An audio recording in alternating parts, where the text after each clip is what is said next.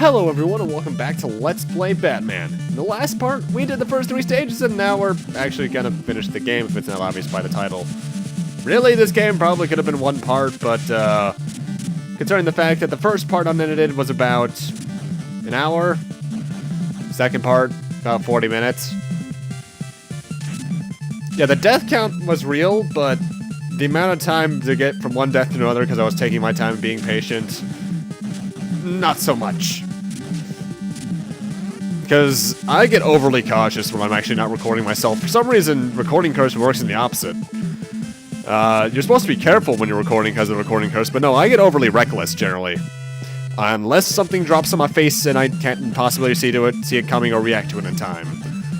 Anyway, if you look in the background, we can see a Joker TV screen with no resemblance to Jack Nicholson. Also, I love the fact that these guys can actually get themselves stuck in the walls every now and then doing their jumps and large hitboxes.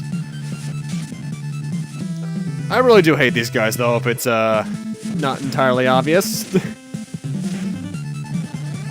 If they were just slightly slower, they would be a lot more tolerable. But nope, they have to be one of the fastest enemies in the game. Also, I like how Joker's just sending random guys running at us because they have no weapons. Their only attack is to just run into you. Which means they're just guys going, "Hey, Batman, oh my god, give me a hug! Ah! Oh god, I'm dead." Unless they're all robots, which would make sense, because no human explodes like that unless they are a robot secretly, or they have dynamite in their pockets. Either or is very likely in this case, given Joker. Obviously, in this section, you have to make sure that you're on the upper platforms a lot so you don't touch the gears and take hazard damage.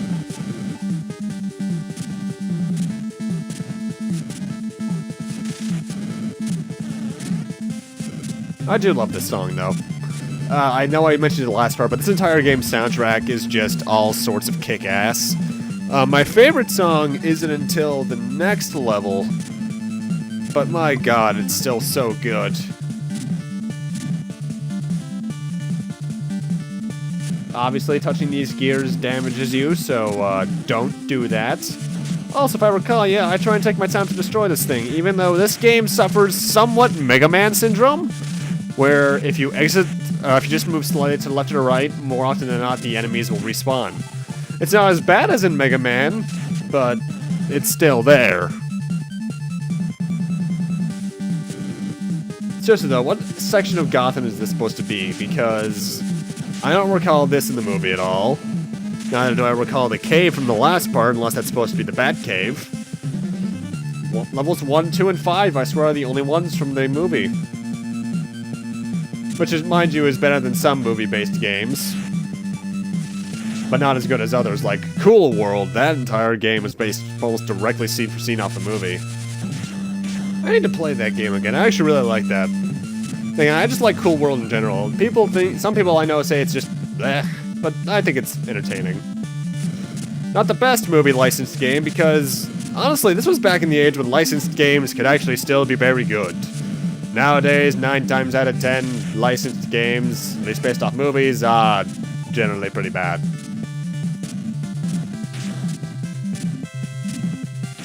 Mind you, that was still the case back then.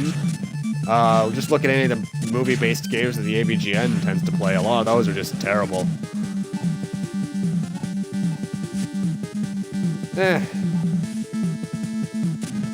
But the age of the NES, Super Nintendo, Genesis, all that, there were still some good ones. Cool Worlds, Hook, this, Batman Returns.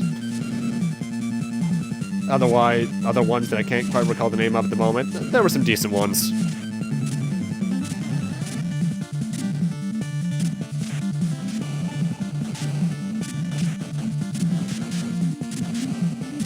Actually, I think up there is it's another appearance of our good old friend, the Mr. Robot. I learned how to take care of this one much better than the first one, because I only got hit once by it. I forget if I do the same with its cousin up here, though. Yeah, no, I get hit twice by him. I'll admit, part of me shouldn't probably be this reckless in this game, because this, as I mentioned last part, this game is still pretty hard, but being this reckless probably doesn't help. Also, you can see what I'm trying to do here, but I just can't get the timing off right, so I just decide to brave my way through it and explode. Thinking about it, though, what is exploding on Batman? Because the only thing he has with any concussive force is the explosive gel, and then that's only in the Arkhamverse. The smoke bombs have no concussive force behind them, that's for certain. Either way, next boss is the Dual Containment Alarm. This boss is an easy trick. Stand here, duck, and punch it when it gets near you. Doing this, you should probably almost get both points, both close to death, though you'll only be able to kill one using this method, more likely than not. However, once you destroy the first one, which I should do now, the next one will speed up to get to the bottom of the screen. At this point, it fires fire up in the air that'll blow up at 3 different altitudes. And at this point, the boss is pretty easy, because as long as you spam the Batarang button, you won't get hit by it passing by you, so it's pretty easy.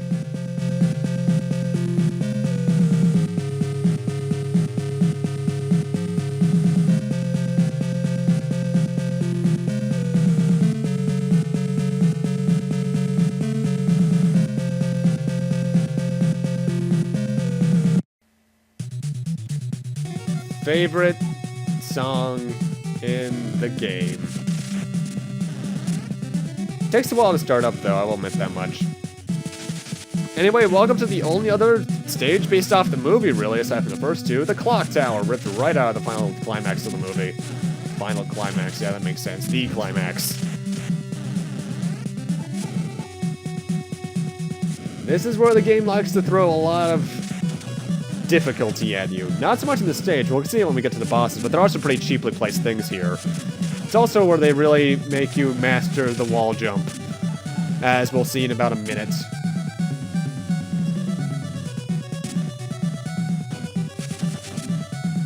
And that minute ends around now. From here on out, the rest of the stage is on a vertical plane. You're only climbing up this little thing. However, there are two flavors to this. First off, you have to do fairly precise wall jumps in order to either avoid getting hit by enemies or the gears.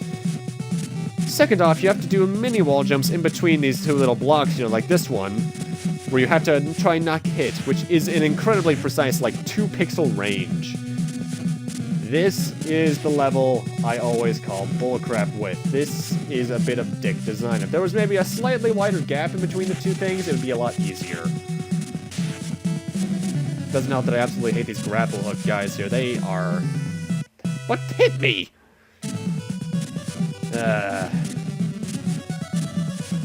Thankfully, it's not terribly long. It's only like 4 sections on each side. No, 2 seconds on each side.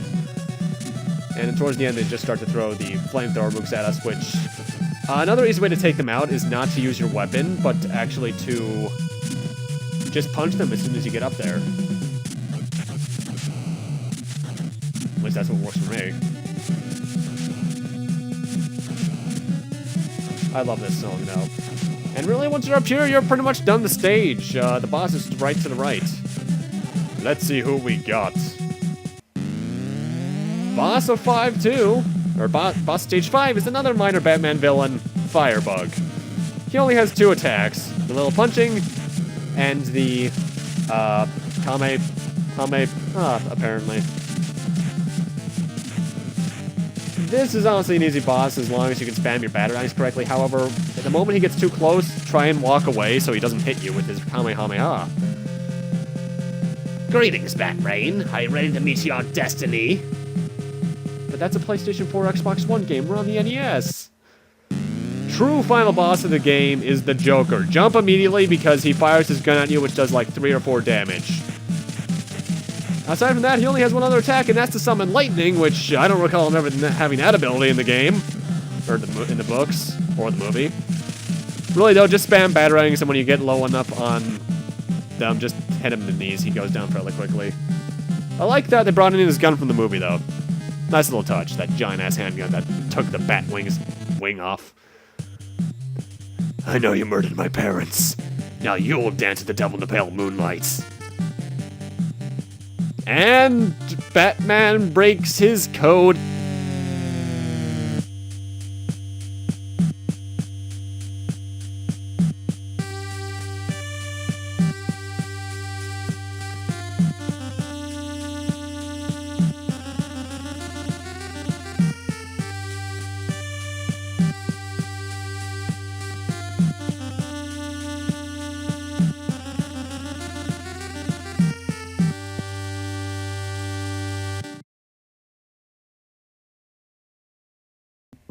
And kind of abruptly, but it makes sense given that's the ending of the movie. That's the end of Batman for the NES, everyone. I hope you enjoyed it. It's a short little game, yes, as it is for an NES platformer, but it's a good one. Tight controls, aside from the delayed jump, which is intentional. Interesting and simple combat. Fun level design, which is still difficult, but the Infinite continues to make up for it. And kick-ass music. I recommend it. If you want to play it, it's on the NES, the Game Boy, and the Genesis, though I don't remember how accurate those are to the NES version. Only real complaints are why they brought in 3 random minor villains, but beyond that, it's a good game. Next up in the Batman lineup, whenever I get to it, is either going to be Batman Returns for the Super Nintendo, or Batman Arkham Asylum. But with that, I'm going to need to end this rather short Let's Play off here. Thank you guys for watching, and I'll see you guys whenever I do next. See you guys then.